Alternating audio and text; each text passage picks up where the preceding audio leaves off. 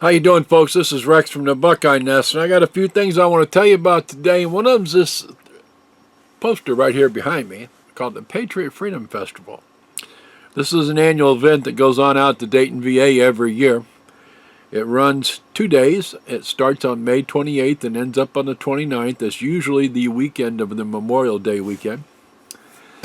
And you'll be able to see all kinds of neat things going on out there. You'll see people on horses doing all kinds of tricks, and you'll see music. You'll see Switch 2 played last year. They might play again this year, I don't know, but they were really good. And we did some video last year of the Lincoln Society and some reenactors and what they did there. General Grant, General Lee was even there, and Abraham Lincoln showed up. He even spoke about our freedoms and things of that nature last year. Had a lot of good food, a lot of free giveaways, and all around a lot of fun. I'm going to show you a little snippet of it here that you might have missed last year. But in case you want to see the whole thing or the best of what I could record last year, because there's just me and only me running around there, you can go up on the Buckeyenest. That's www.buckeyenest.com. You'll see a text link on the left side of the screen in our nonprofit section that says, "For Our Veterans." You click on that, you'll find a big picture there that says Patriot Freedom Festival. You click on that and you'll be able to see the whole thing. Or if you want to, you can click on the American Veterans Heritage Center link. That's a text link also in the nonprofit section. And you click on that and you'll see that big picture there again, and you can go watch all the videos that I recorded. Got a lot of good music and a lot of good people from different historical organizations out there doing different things, and even got some pictures and some video footage of a dog. I'm sorry, his name is called Bugs. Bugs love to chase shadows. And I might show you a video of him here in just a minute or two, too. Bugs might be back this year. Usually he comes around every year, I'm told. But he's an awesome, awful cute little dog. So, without further ado, I'm going to turn you over here and let you watch this little video for a minute or two.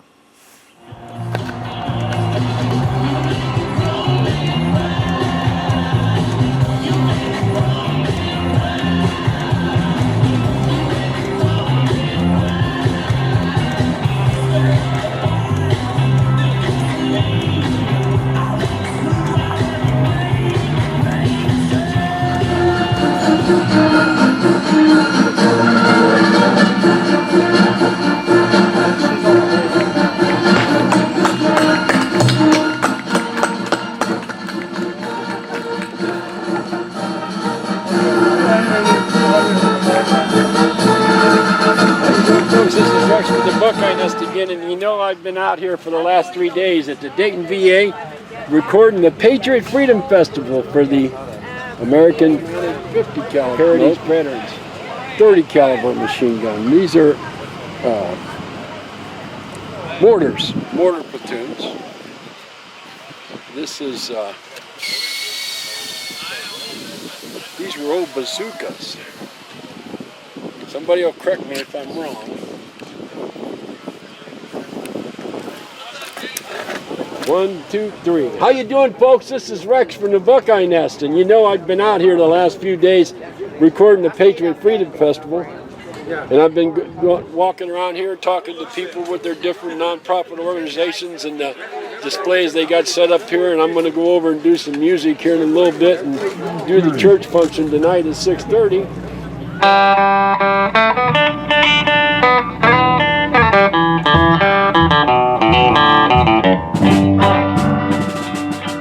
In 1814 we took a little trip along with Colonel Jackson down the mighty Mississippi. Took a little bacon and we took a little beans, and we fought the bloody British in the town of New Orleans. Fired our guns.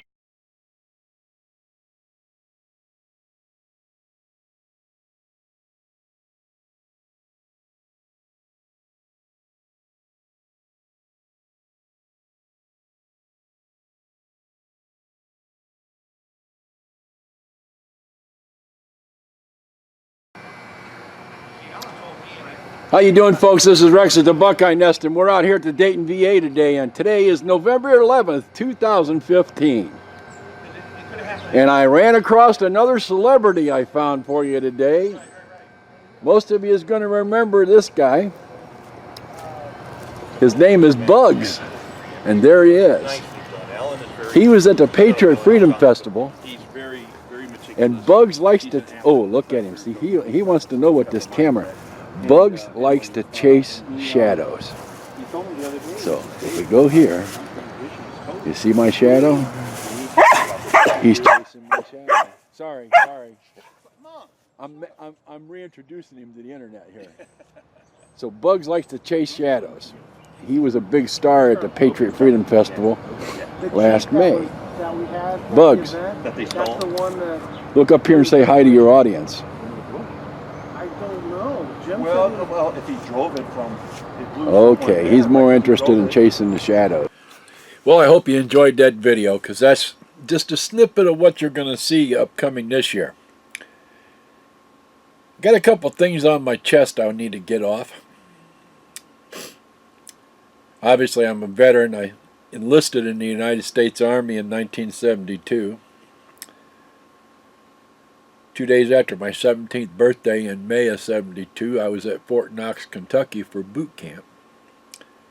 Then they sent me to Fort Carson for AIT, where I trained as an armor crewman, and I learned how to drive tanks and how to load the main gun and fire the machine guns and fire the main gun, and I was even the tank commander. We were all cross-trained on our different jobs, that in case one of us got hurt, the other ones could take over if we had to.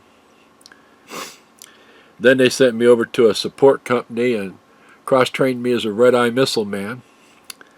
So I was one of those guys that stood underneath of a tree, and I had a missile mounted sitting on my shoulder there, and when enemy aircraft flew over top, I'd step out from underneath the tree and pull the trigger and listen for a little beep and then in my ear, and then I'd pull another trigger and that missile would shoot out of the front of that device there, and missile launcher, and I'd get in my Jeep and drive on down the road giggling to myself, knowing that that enemy fighter pilot doesn't stand a chance.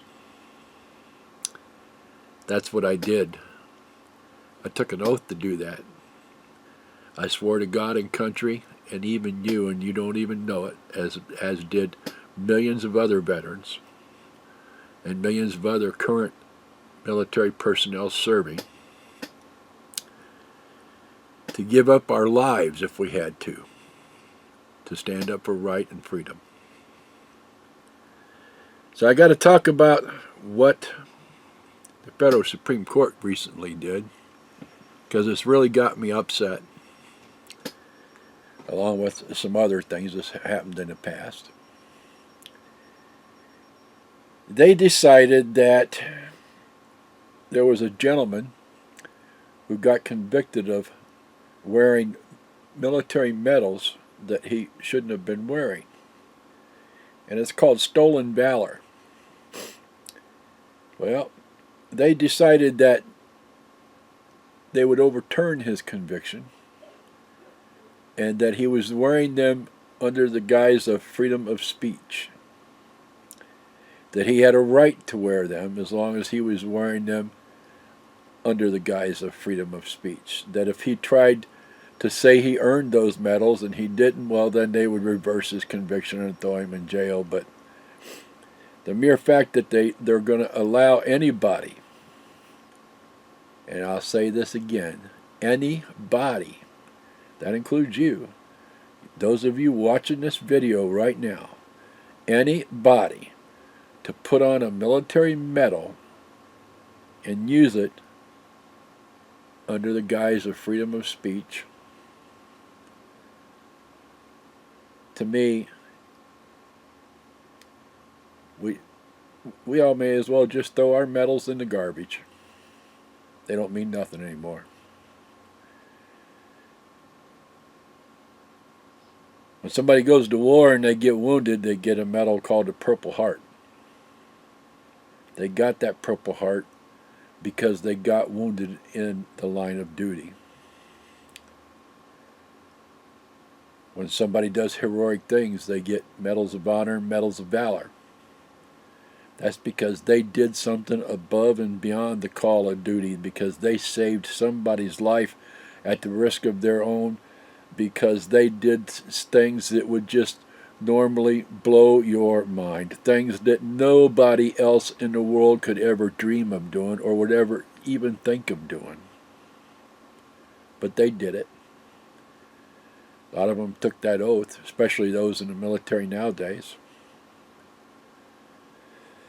So when you put those medals on your chest and you start to disrespect them in the name of freedom of speech, you're tearing the hearts and souls out of not only the current military people, you're tearing the hearts and souls out of past military veterans, current veterans, future veterans.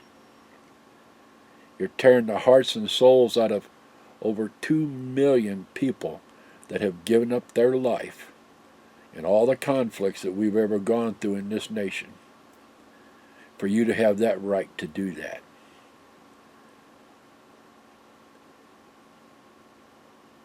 Some people call me a bigot. Some people call me two-faced. Frankly, I don't know what I would do if I saw somebody wearing a medal of honor, medal of valor, wearing a Purple Heart that they didn't earn. I guess that remains to be seen. I know there are veterans out there that would sit here in front of this camera and tell you that they would rip your head off, tear out your heart, and shit down your neck for putting on a medal that you didn't earn. And yep, you'll call them bigots, you'll call them two-faced. You'll say, well, then you didn't fight for our freedoms, for our freedom of speech. Sometimes I get so aggravated when I see it that maybe I ought to say that.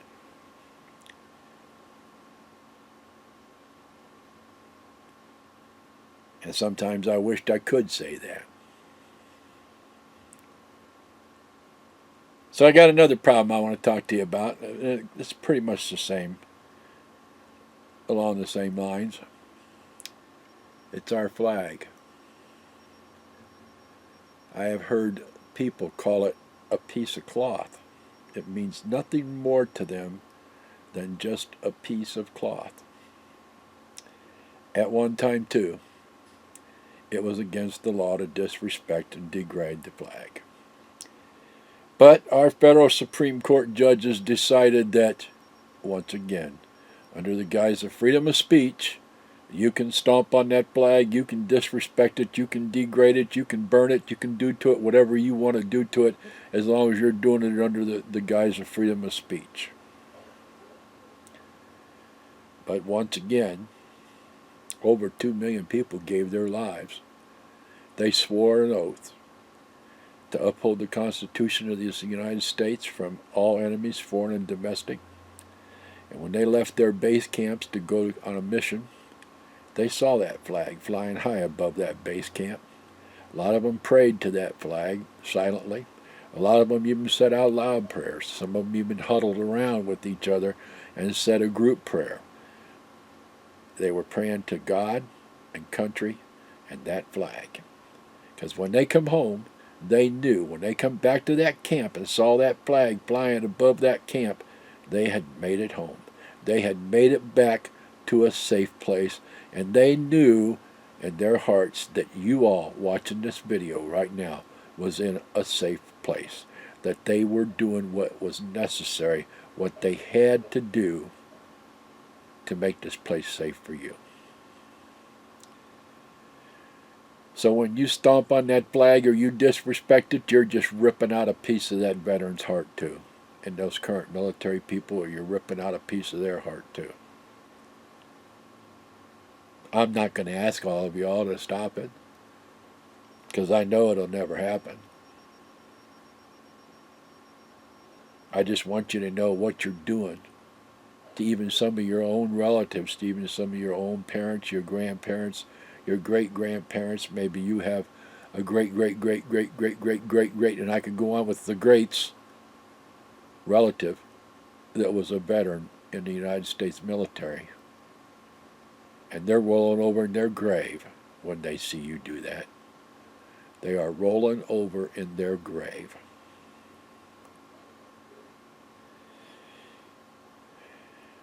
I'm going to do this about once a month, I think. I'm going to call it from a veteran's point of view. I've got the capability to do this live event with this camera. Right now I'm just doing it on a video. And I got a couple local TV stations around here in the state of Ohio that I might go do some live TV broadcasting with. Going to call this show from a veteran's point of view, I think. Yeah, I think I like that, from a veteran's point of view, because I'll have other veterans up here telling you their points of view about different things. Talk about different events going on around the state, the nation, out to the Dayton VA. Do a lot of free nonprofit work for organizations like the For Freedom Equestrian Team, the Miami Valley Military History Museum, the American Veteran Heritage Center, and I even do some work for the Dayton National Cemetery through an organization called the Dayton National Cemetery Support Committee. Need a lot of help out here for these organizations I just mentioned. They're all nonprofits. They all work as volunteers. Trying to make life a little simpler and a little easier and a little better for a veteran, for a person who stood up and said, I will put my life on the line for you. I will fight for you. Most of them don't ask for nothing. Most of them are embarrassed when you even say, thank you for your service. So until next time, folks, this has been Rex. I own the Buckeyenest, and I'm allowed to exercise my freedom of speech on the Buckeyenest because I own it. You have a good day, and God bless this nation.